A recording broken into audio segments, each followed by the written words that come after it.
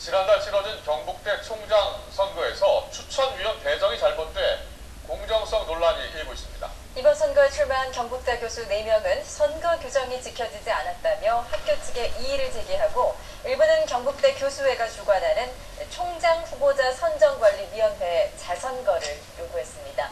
이들은 위원회가 후보자 추천위를 구성할 때 특정 대학의 추천위원 수를 규정보다 많이 배정해 공정성에 문제가 있다고 주장했습니다. 경북 포항 국제 불빛 축제가 오늘 31일부터 4일 동안 영일대 해수욕장과 평산강 체육공원에서 열립니다.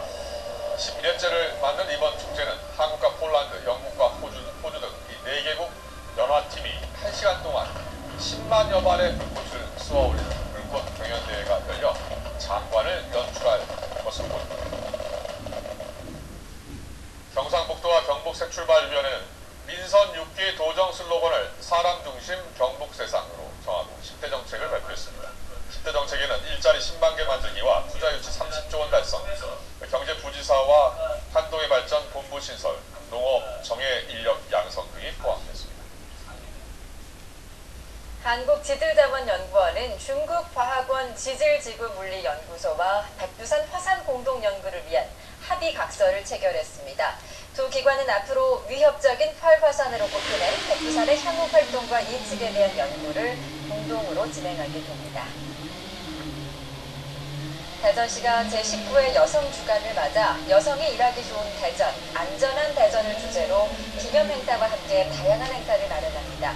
올해 여성주간에는 고항 이응노 화백을 조명해보는 시간과 일본군 위안부 피해자 앙코르 특별 전시회, 대전 시민 걷기 대회 등 다양한 행사가 펼쳐집니다. 한국생명공학연구원은 대전 본원에서 태국 국가나노공학센터와 공동으로 제5회 한국-태국 바이오나노 공동심포지엄을 열었습니다. 지난 2010년 시작된 공동심포지엄은 바이오나노 분야의 최신 연구 정보와 성과 교류, 두 기관의 협력 방안을 모색해온 행사로 나노 전문가 20여 명과 국내외 연구자 100여 명이 참가했습니다. 경기도 안산시는 올 연말까지 세월호 사고 피해 가족의 생활 안정을 위해 상하수도 요금을 전액 감면해 주기로 했습니다. 안산시는 별도의 절차 없이 피해 가족 250여 가구에 5월분과 6월분 상하수도 요금 670만 원을 감면했습니다. 서울 강남역에서 경기 분당 정자역까지 운행되는 수도권 지하철 신분당선의 요금이 다음 달 2년 반 만에 오릅니다. 신분당선 측은 국토부와 협의한 결과 다음 달 2일부터 지하철 요금을 100원에서 200원 정도 올리기로 했다고 밝혔습니다. 신분당선 측은 개통 당시 적정 기본 운임보다 300원 내려 개통해 누적 손실이 있었고 물가 상승률 등을 반영했다고 설명했습니다. 화재나 구급 상황이 발생했을 때 생명을 구할 수 있는 시간, 골든타임을 확보하기 위해 소방차가 출동하면 도로교통 신호가 통제되는 방안이 마련됩니다.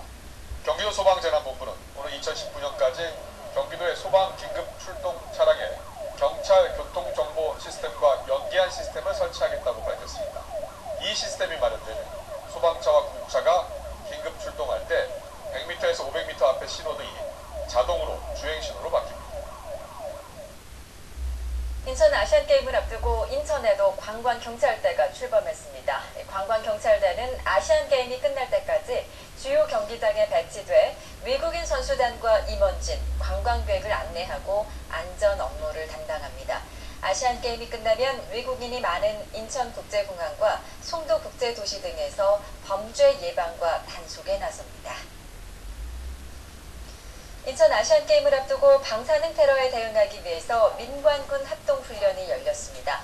원자력안전위원회와 국방부, 경찰 등 민관군 20개 기관은 인천 문학경기장에서 방사능 테러 훈련을 실시했습니다. 인천 송도에서 도심 최대 레이싱 축제가 펼쳐집니다. 현대자동차는 올해부터 3년 동안 더 브릴리언트 모터 페스티벌을 연다고 밝혔습니다. 올해 행사의 하이라이트는 2014 코리아 스피드 페스티벌 1차전으로 일요일까지 차량 120여 대가 도심 2.5km 서킷을 질주합니다. 부산시가 그동안 공개하지 않았던 확대 간부 회의를 전면 공개합니다.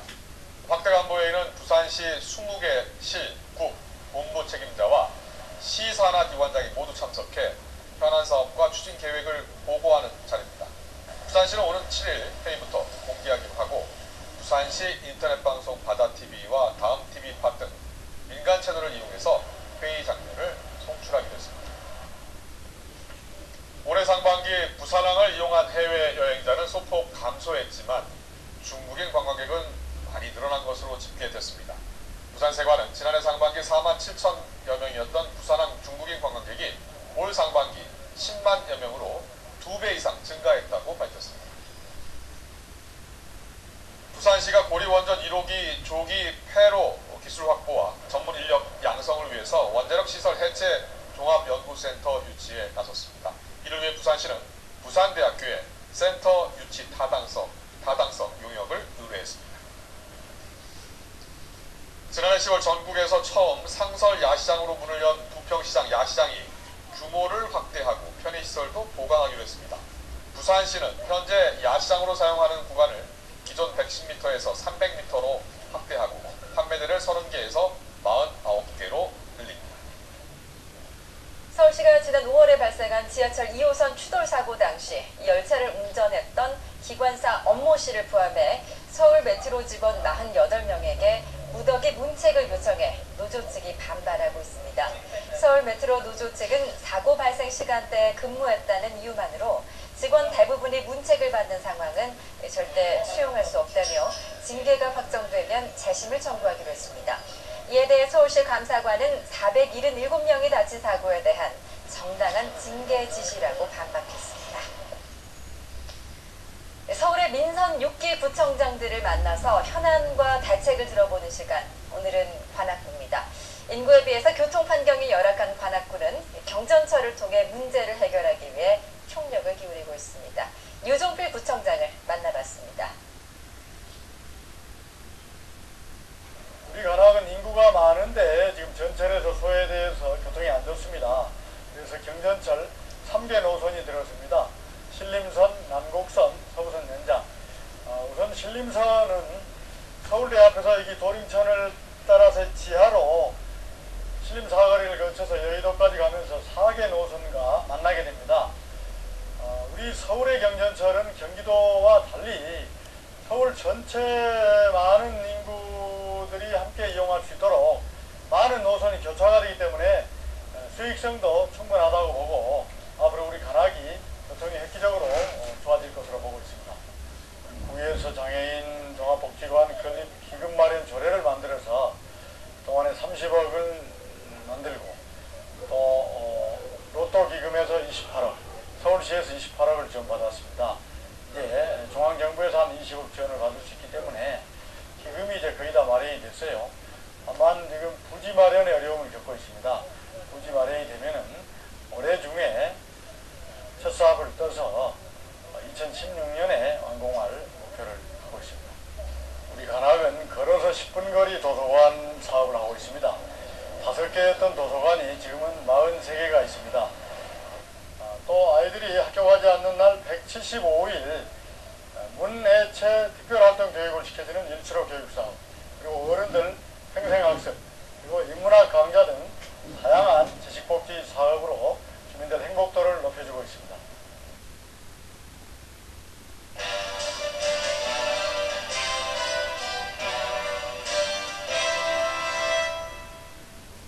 텅 빈 도시를 예술로 채워 도시를 되살리는 곳이 있습니다. 지역이 희망이다. 오늘은 옛 마산의 영광을 되찾으려는 통합 창원시를 소개합니다. 신경훈 기자입니다. 정교한 공예품의 집결지 창작 공예촌, 도심 속 예술인 마을 창동 예술촌, 빛바랜 도시가 예술로 되살아나고 있습니다.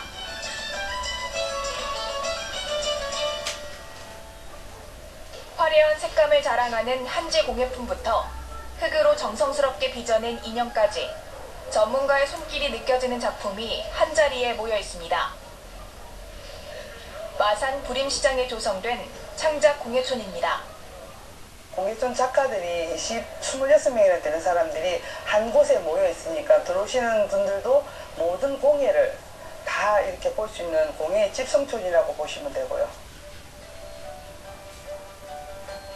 마산은 80년대까지만 해도 전국 7대 상권으로 꼽힐 정도로 상업이 발달한 도시였습니다. 하지만 인근 창원시가 공단을 유치해 급격히 성장하면서 쇠락하기 시작했고, 지난 2010년 창원 진해와 함께 통합 창원시로 편입됐습니다. 창원시는 옛 마산의 영광을 되찾기 위해 상권의 예술을 접목한 도시재생 전략을 세웠습니다.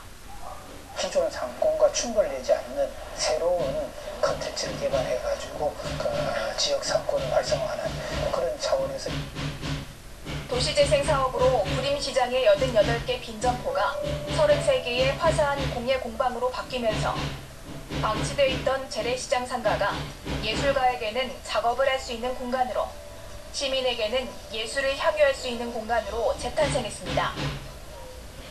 경남을 대표하는 의류도매 시장이었지만 대형 유통매장에 밀려 몰락했던 구림시장이 도시재생 사업을 통해 예술공간으로 거듭나고 있습니다.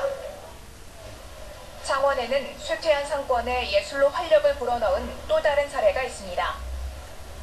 벽면에는 마산을 대표하는 예술가의 흔적이 자화상과 사진으로 남아있고, 산뜻한 벽화와 개성 있는 디자인이 어우러져 예술촌다운 분위기를 느낄 수 있는 곳. 인구가 절반으로 급감하며 활력을 잃었던 옛 마산의 중심지 창동입니다. 사람들이 찾지 않아 빈점포가 늘어나며 흉물로 변해가던 상권 지역이 화려하게 부활했습니다. 창원시가 빈점포 50여 곳을 예술인에게 저렴한 가격으로 임대해 예술촌을 만든 겁니다. 지역 분위기도 되살아났습니다. 시민뿐 아니라 관광객이 즐겨 찾는 매력적인 장소로 변한 겁니다. 쇠퇴한 마산 고도심에 문화예술의 씨앗이 뿌려졌습니다. 하지만 이 씨앗들이 도시재생이라는 열매를 맺기까지 갈 길이 멀어 보입니다. 가장 큰 문제는 창동 상권과 예술촌이 엇박자를 내고 있다는 겁니다. 창동 상권은 해가 지면 활기를 띠는 반면 예술촌은 생기를 잃고 잠들어 있습니다. 입주 작가가 이곳을 생활공간이 아닌 작업실로만 사용하기 때문입니다. 생활과 격리되어 있는 작가가 여기 들어와 있다고 한다면은 생활을 해야 되기 때문에 이 공간을 떠나야 되고, 결과적으로 이 공간은 창고나 가끔 틈이 날 때 들르는 공간으로서밖에 기능할 수 없다는.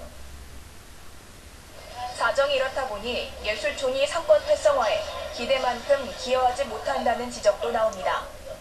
아직까지 조금 저쪽에 상인들이나 고객들이 원하는 만큼의 수준은 아니지 않느냐라는 그런 종합적인 평가가 나오고 있더라고요. 전문가들은 상업지역과 예술촌이 상생하려면 입주 예술가와 지역 상인의 소통을 돕는 운영기구가 마련돼야 한다고 조언합니다. 이해관계를 조율할 수 있는 공적인 기구가 있어야 된다는 거죠. 그 이해관계자들이 서로 거기에 참여를 해서 자기들이 의논해서 사전에 의논해서 결정한 거라면은 그 뒤에는 불만을 낼 수가 없는 거죠. 창원시는 문화와 예술을 도시에 접목해 상업도시 마산의 옛 영광을 되살리려 하고 있습니다. 도심 곳곳에 예술이 흐르는 문화도시. 창원시가 추구하는 예술과 삶이 어우러지는 도시재생의 모습입니다. YTN 신경은입니다. 온도 차이에 의해서 전기가 발생하는 열전 에너지, 이 변환 효율을 측정하는 정밀 기술이 개발이 됐습니다. 이제는 우리 기술로 버려지는 에너지를 활용할 수 있을 것으로 기대됩니다. 이정우 기자입니다. 온도 차이에 의해 전기가 발생하는 열전 에너지. 반도체 공정은 물론 산업 현장에서 대부분 버려지는 열전 에너지를 활용하는 연구가 활발하게 진행되고 있습니다. 열전 에너지 상용화를 위해서는 열전 에너지 변환 효율을 인증할 수 있는 측정 기술 개발이 필수적이지만 나노 수준의 초미세 기술은 선진국에 의존해 왔습니다. 그러나 앞으로는 나노미터 두께 수제의 열전 에너지 변환 효율을 순수 우리 기술로 측정할 수 있게 됐습니다. 과학 현미경을 이용해서 간단하게 저희가 만든 마이크로 디바이스에 옮김으로써 어떤 나노 소재든 열전 효율 평가를 가능하게 하였습니다. 열전 에너지 변환 효율 측정을 위해서는 전기 전도도와 열 전도도, 기전력 등 세 가지를 측정해야 하는데 나노 수제의 경우 크기가 너무 작아 그동안 동시 측정이 어려웠습니다. 이 기술은 나노미터 두께의 모든 나노 수제의 열전 에너지 변환 효율 측정에 범용적으로 적용할 수 있다는 게 가장 큰 장점입니다. 이 기술은 나노 크기의 미세한 열전 에너지 변환 효율을 측정할 수 있어 체온을 이용한 웨어러블 디바이스 등 활용 범위는 아주 넓습니다. 체온과 같은 버려지는 열을 전기 에너지로 바꿈으로써 각종 기기의 보조 에너지원은 물론 폐열을 활용한 열전 발전기 개발을 위한 기반 기술에도 적용될 전망입니다. 나노스케일에서 열전 에너지 변환 효율을 측정할 수 있는 기술을 개발함으로써 이 기술이 국내 연구진에게 보급되면은 이 관련 분야에 많은 기술 향상이 있을 것으로 기대하고 있습니다. 국내 특허 등록과 출원을 마친 이 기술은 나노기술 전문 학술지인 나노스케일 최근호에 실려 그 우수성을 인정받았습니다. YTN 이정우입니다.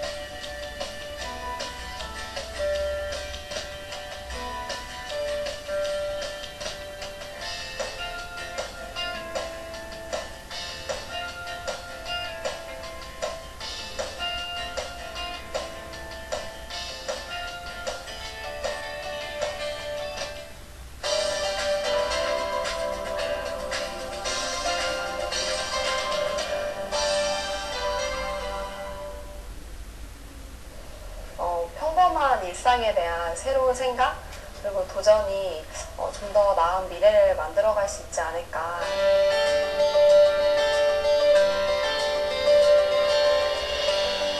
처음에 대학생 때부터 시작하다 보니까 과연 너가 할 수 있을까? 너희 팀이 할 수 있을까라는 시선이 되게 많았는데 실패에 대한 두려움보다는 이거를 하지 않았을 때에 대한 두려움이 더 컸던 것 같아요. 일상을 살다 보면 누구나 느껴지는 작은 불편함도 있고 반짝반짝하는 아이디어들이 떠오르게 마련이거든요. 이제 그럴 때 그것들을 그냥 흘려보내지 마시고 한번 용기 있게 해결하기 위한 도전을 해보셨으면 좋겠어요. 그런 도전과 새로운 생각이 좀 더 나은 미래와 변화를 이끌어가는 것이 아닌가 생각합니다.